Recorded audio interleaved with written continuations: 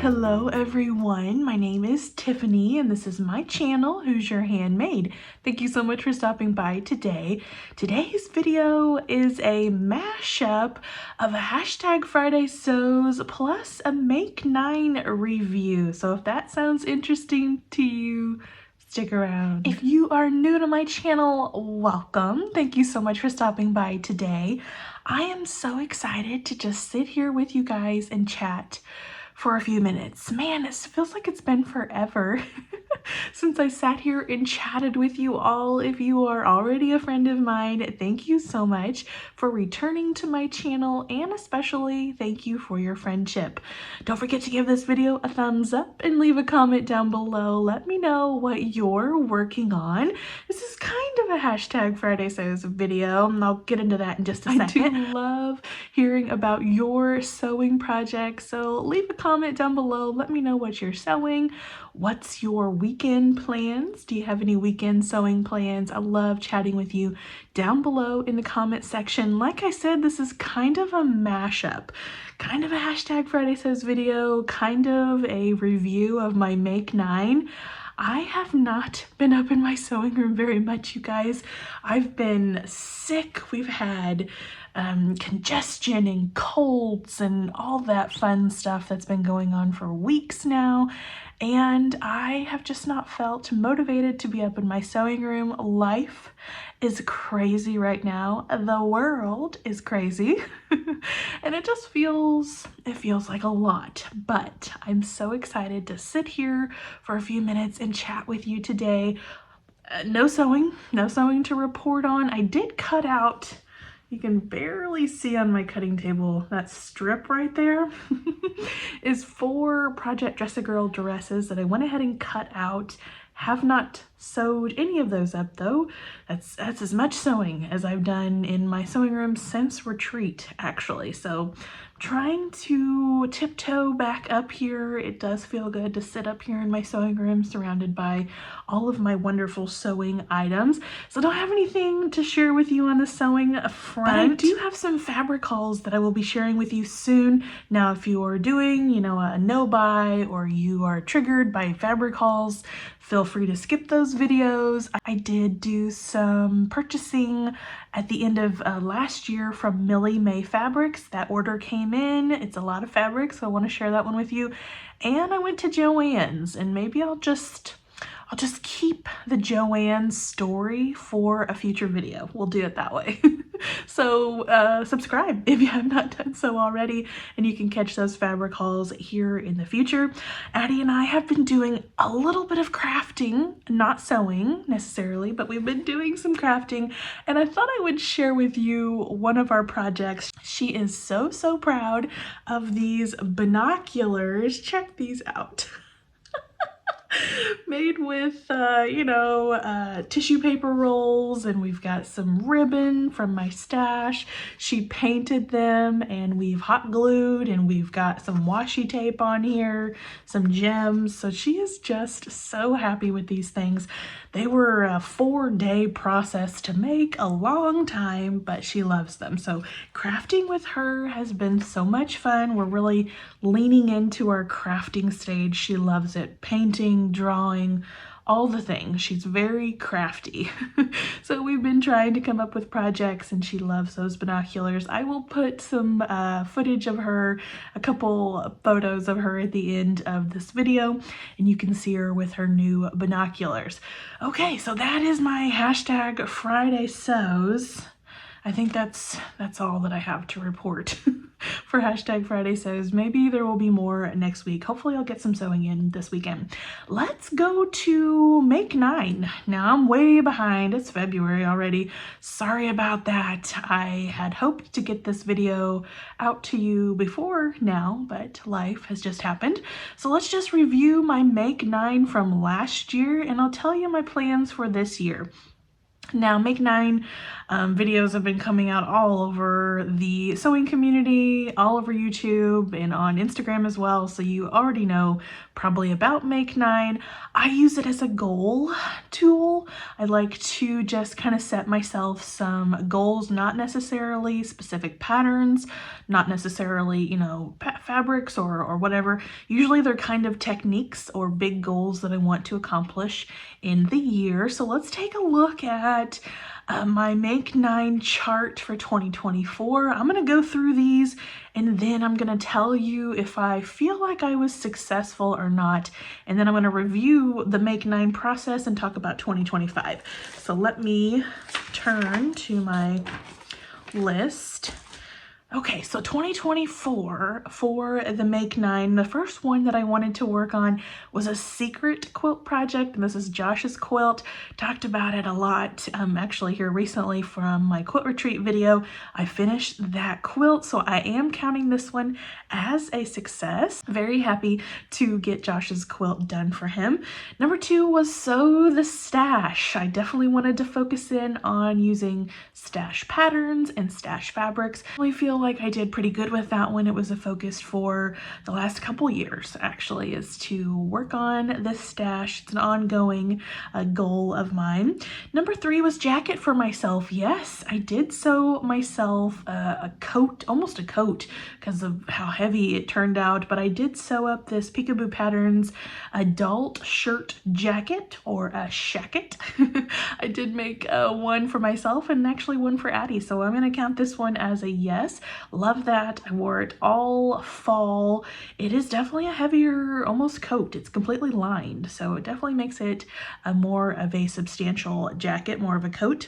Number 4 was undies for the family. Now I'm going to say yes on this one, although most of them were a fail.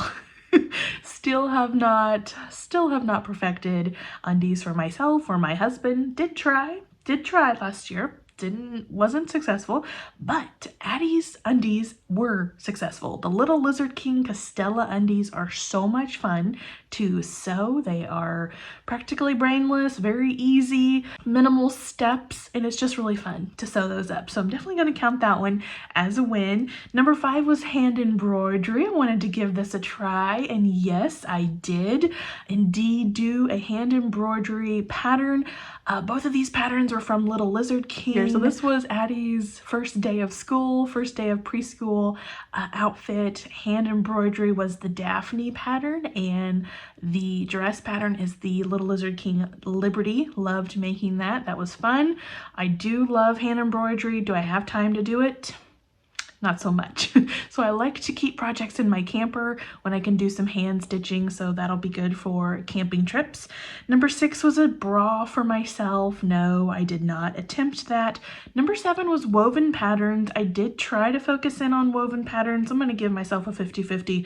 Not as much as I wanted to. Still a lot of woven patterns and techniques that I want to try out still, so this one's a yes, no. Number 8 was zippers. I wanted to get more familiar with zippers, try out putting zippers into garments, and actually for my coat pattern for myself and Addie for that Peekaboo Patterns adult shirt jacket, I installed zippers on them with no instructions, just flied by the seat of my pants and tried to figure it out, and really I do love that zipper installation. I love having a zipper on that jacket, so that was a definite win. I'm going to count zippers as a yes. Do I need more experience with them? Definitely, but I tried it out in 2024. And then number 9, finish seams more professionally. Now this one is another 50-50. I did learn how to do a lettuce hem in 2024 to finish off some hems on some of my knit garments. Love that finish. It is so cute and girly. I do love a lettuce hem, so I did learn that one. That was a new technique. Again, like the zippers, do I have a lot more to learn? Definitely. So that one one is kind of a 50-50. So out of the 9, I have 6 yeses, 2 are 50-50, and 1 no. So that's not too bad for 2024. So kind of like my stash strategy, I've looked at how I utilized the Make 9 process, the goals for 2024 to decide whether I want to do that for 2025. I was kind of on the fence as to not doing a Make 9 in 2025. However, seeing that I have 6 for sure yeses out of those goals for 2024, that is a lot of evidence to me that the Make 9 is important. It keeps me kind of focused in. Now, I wasn't looking at it every month. I wasn't trying to stick to it very strictly. It's just kind of helped guide my year, and it is useful. So I'm going to go ahead and make one for 2025. I'll pop up the image here and go through them. Some of them are rollover.